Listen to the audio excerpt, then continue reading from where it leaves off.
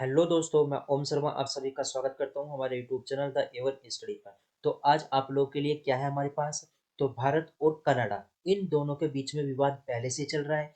अब विवाद के चलते कनाडा को समझ आ रहा है कि भारत से पंगा लेने का क्या नतीजा होता है। क्यों बोला ऐसा? क्योंकि कनाडा के अंदर कुछ ऐसा ही हुआ है। सारा कुछ बताएंगे कि मोदी से क्या पंगा लिया है उसने, क्यों लिया है और उसके नतीजे अब क्या क्या आ रहे हैं सामने।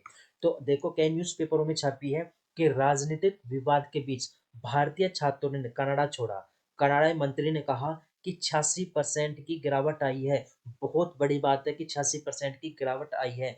विवाद के कारण कनाडा में भारतीय छात्रों का अध्ययन परमिट रद्द किया जा रहा है। वहां के आप्रवासन मंत्री ने ये बात बोल दी गई है। सारा कुछ बताएंगे क्योंकि भारत और कनाडा के बीच काफी जो रिश्ते हैं नाजुक हैं इस समय और धीरे धीरे बिगड़ते ही जा रहे हैं।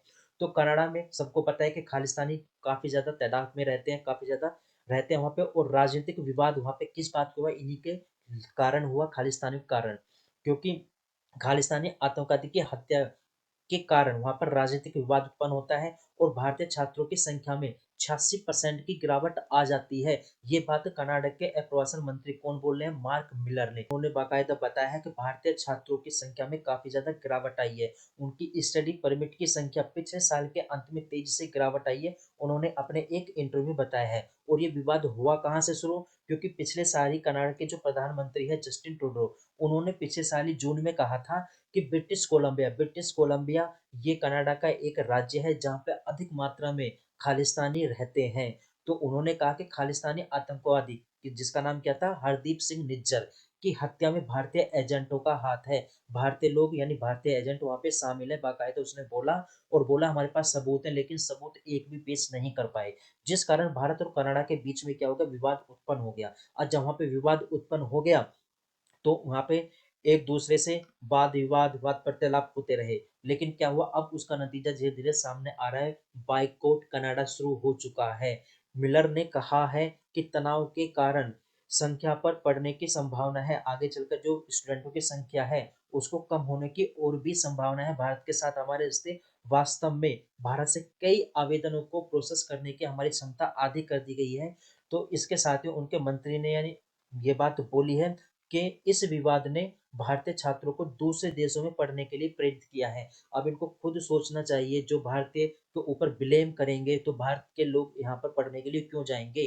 वो कहीं और चले जाएंगे पढ़ना। अभी आप हाल ही में मालदीव का भी देखा होगा। मालदीव ने भी भारतीय प्रधानमंत्री पे कमेंट किया था, अब उसका भी क्या हाल हुआ आप देख सकते हो। तो अब भारत धीरे धीरे लोगों की उसकी औकात दिखाने की कोशिश कर रहा है। अब बता रहा है कि हाँ, भारत भी कुछ है, भारत भी वो कुछ कर सकता है। यदि आप भारत पर ब्लेम रखोगे तो भारत आपको नहीं छोड़ेगा।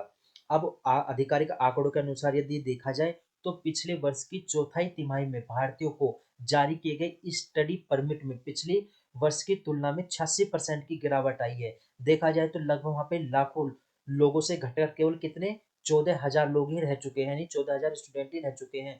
ओटावा में भारतीय उच्च आयोग के परामर्शदाता श्री गुरु उब्रमण्यम ने कहा है कि भारतीय अंतर्राष्ट्रीय छात्र कुछ कनाडाई संस्थानों में हाल ही में आवासीय और पर्याप्त शिक्षण सुविधाओं में कमी के चलते वहां पर कनाडा को छोड़ने का विचार बना चुके हैं।